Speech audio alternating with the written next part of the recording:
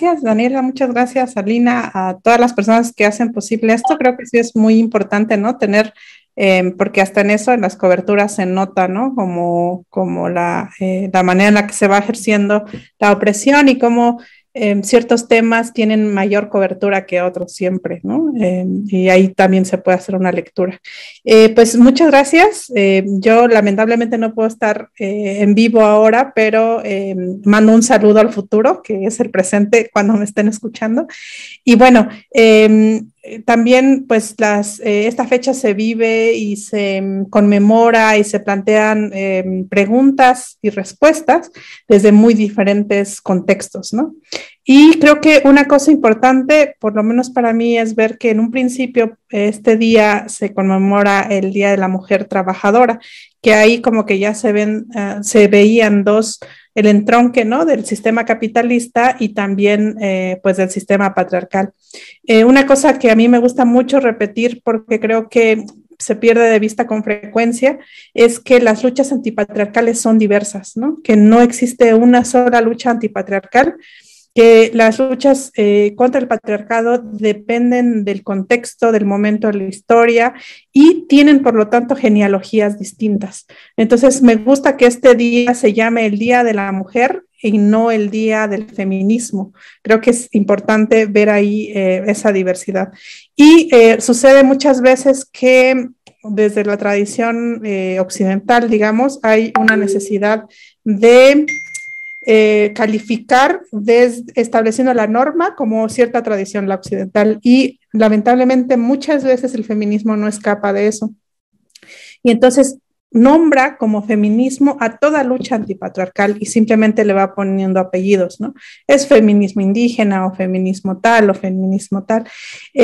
Yo creo que igual que varias compañeras de pueblos indígenas, entre ellas Aura Cumes, Gladys Zul, Tajeu Díaz, es decir, muchas mujeres de diferentes pueblos indígenas, que creemos que es importante llamar la atención sobre que no todas las luchas antipatriarcales son feminismo, que el feminismo es una y debe, digamos, ordenarse alfabéticamente en la F de feminismo entre muchas de esas luchas, y que es importante que no se valide solo desde el feminismo, ¿no? Y que pues el feminismo, digamos, esta postura no es antifeminista, es una postura más bien que quiere llamar la atención sobre la diversidad y la posibilidad del diálogo, ¿no? Nuestras luchas no son feministas no porque sean pro-patriarcales, todo lo contrario, sino que tienen otra historia y tienen otra genealogía, ¿no? No están ordenadas. En el caso del movimiento de mujeres al que yo me adscribo, pues no está ordenado por olas, no tiene un corpus teórico editado y publicado, no está hablado en español, ¿no?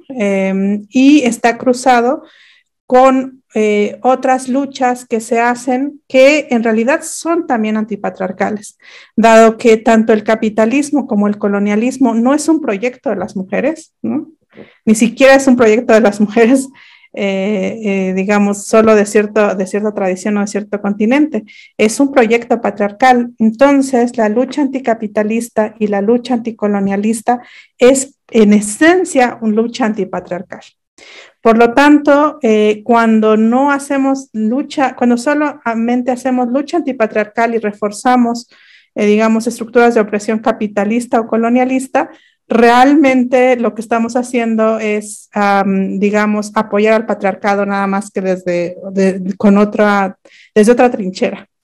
Y por eso me parece que, por lo menos, me parece a veces que se ve esto como un asunto interseccional, pero yo creo que no es un asunto de secciones, sino que está totalmente imbuido. O sea, pensar en un feminismo que no hace lucha anticapitalista es como, entonces no es antipatriarcal, ¿no? Necesariamente tendría que combatir los proyectos que derivan del patriarcado, que son el proyecto colonial y el proyecto colonial que alimenta el capitalismo, ¿no?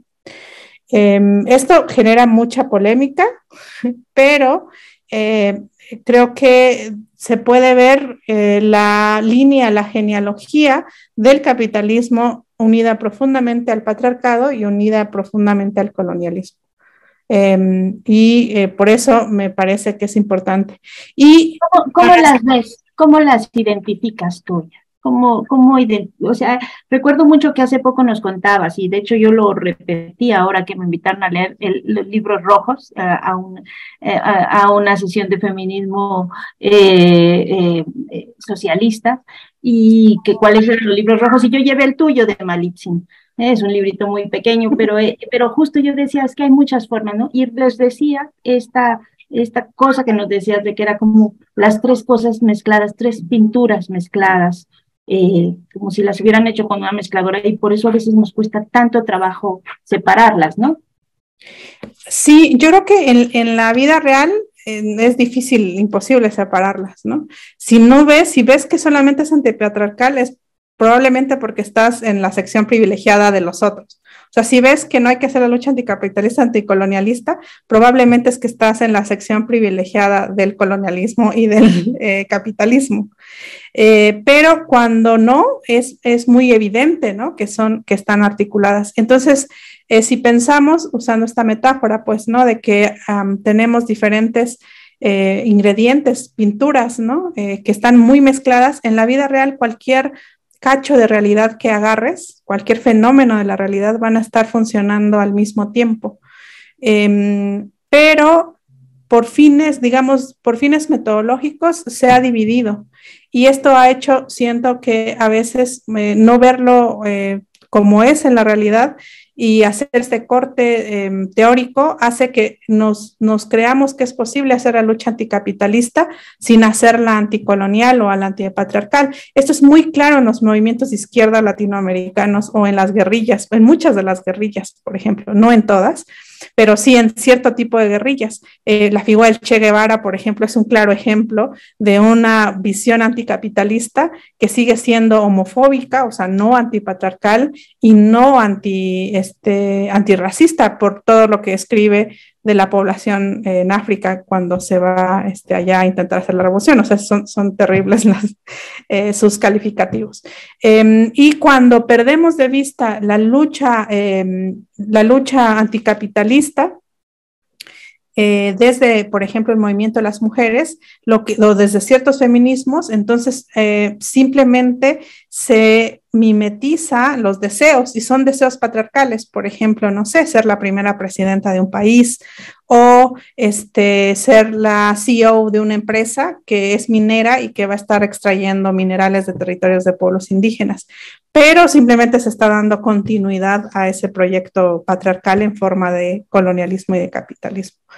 Y cuando se hace lucha antirracista, anticolonialista, que no es anticapitalista ni antipatriarcal, pues entonces parece que basta la representación, que creo que es importante, pero que haya una persona en la portada de Vogue, que ahora una persona morena, por ejemplo, no es suficiente, ¿no? Porque los medios de producción, pues no tenemos nuestras propias revistas, ¿no?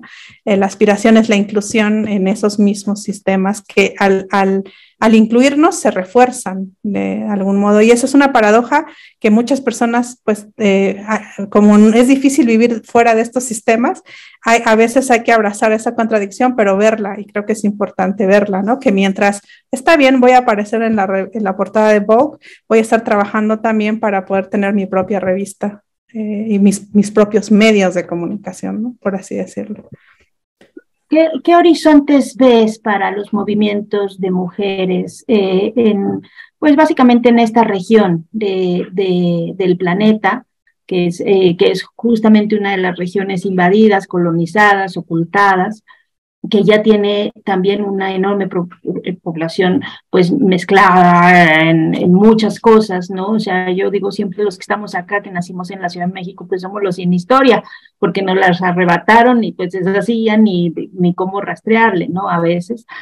Que no eres ni de aquí, ni de allá, ni de ningún lado, pero pues finalmente eres algo, ¿no? Eres alguien que te tratas de afirmar en el mundo. Entonces, ¿cómo dialogamos, cómo construimos movimientos de mujeres que justamente no crucen con estas otras formas de opresión y que al mismo tiempo puedan aceptar las diferencias que tenemos pues cada una, ¿no? Porque efectivamente cada una pues platica desde el lugar del que está situado.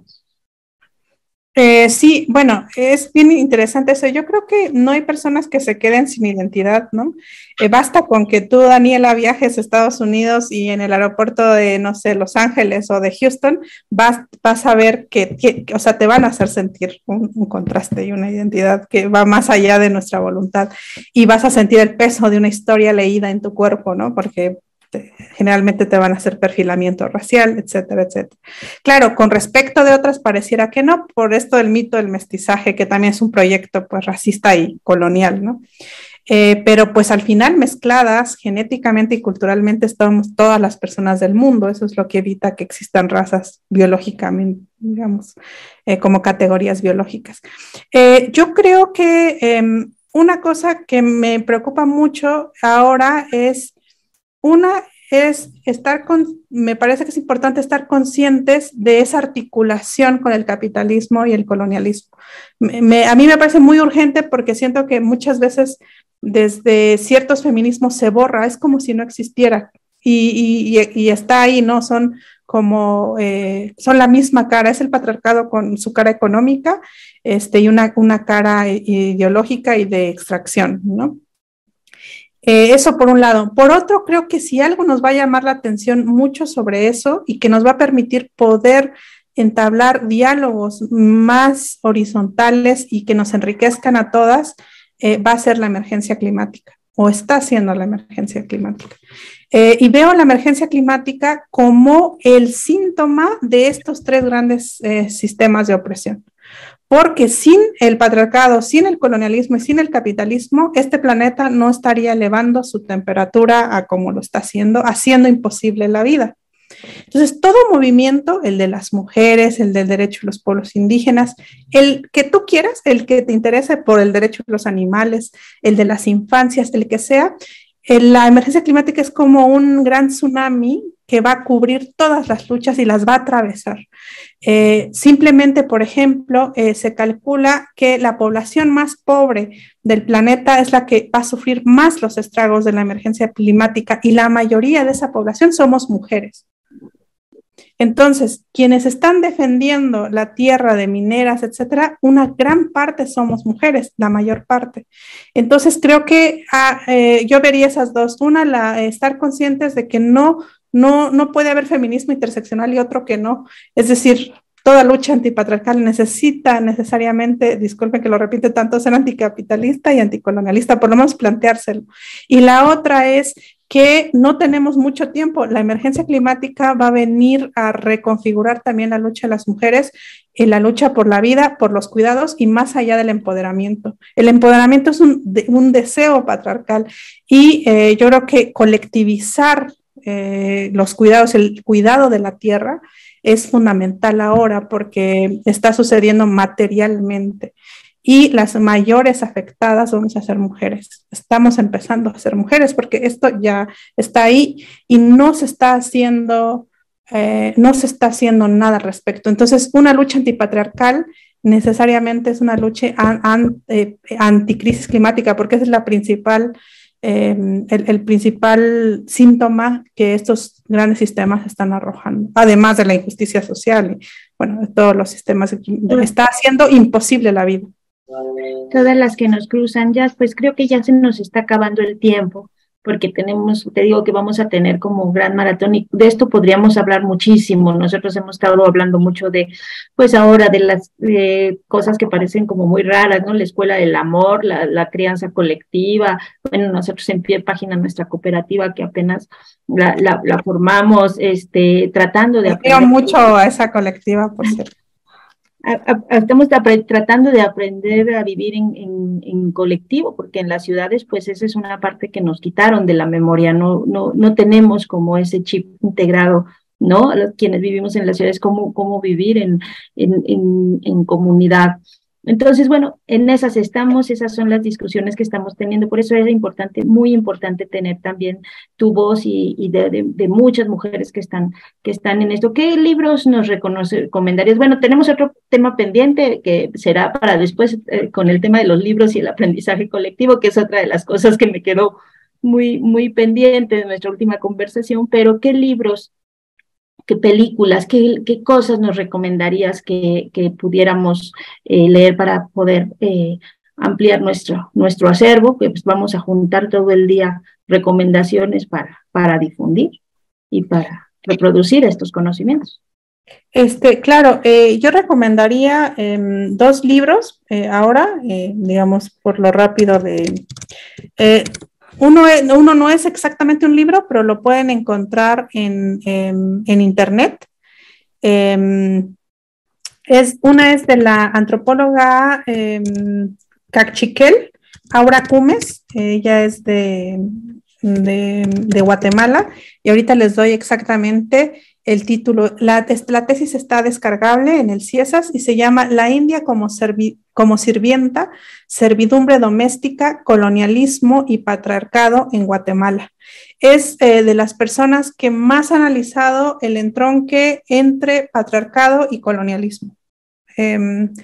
Entonces, ella, digamos, aun cuando la tesis tiene un título muy específico, tiene un marco teórico que permite muy bien, digamos, leer esto. Ahora, la relación de la lucha de las mujeres con la relación con la tierra y con la propiedad comunal de la tierra y su defensa, a la politóloga quiché Gladys Zul, y tiene un libro, ese sí está ya en formato de libro, que ahorita les doy el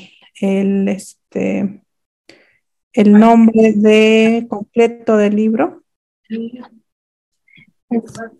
Aura es la del patriarcado colonial o colonialismo, es ella que juega con los dos términos, ¿verdad? El patriarcado y colonial. Aura, y digamos, para Aura, o sea, decir patriarcado colonial y colonialismo patriarcal es básicamente lo mismo, y va argumentando por qué, ¿no? Porque se puede decir eso. Bueno, aquí son dos libros.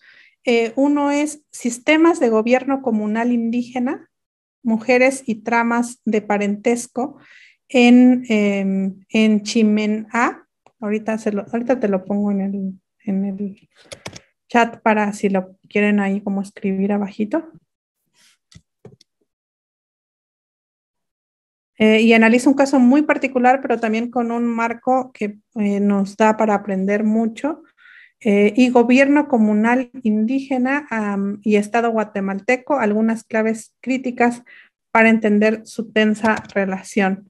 Entonces, hay un posicionamiento sobre lo comunal y la participación de las mujeres en lo comunal, sobre todo en el primero, porque va analizando cómo el papel fundamental de las mujeres para crear una trama de parentesco para la defensa de los bosques comunales y de la comunidad en general. Entonces son otro tipo de luchas, otras genealogías de luchas antipatriarcales que a su vez son anticoloniales y anticapitalistas. Una lucha patriarcal que pone, digamos, que mueve también la opresión anticolonialista y capitalista, se ve claramente, pues, ¿no? O sea, si mueves una parte, todo se va desmoronando. Una que no lo toca, pues yo creo que habría que tener ahí las dudas, ¿no? Las mujeres, por ejemplo,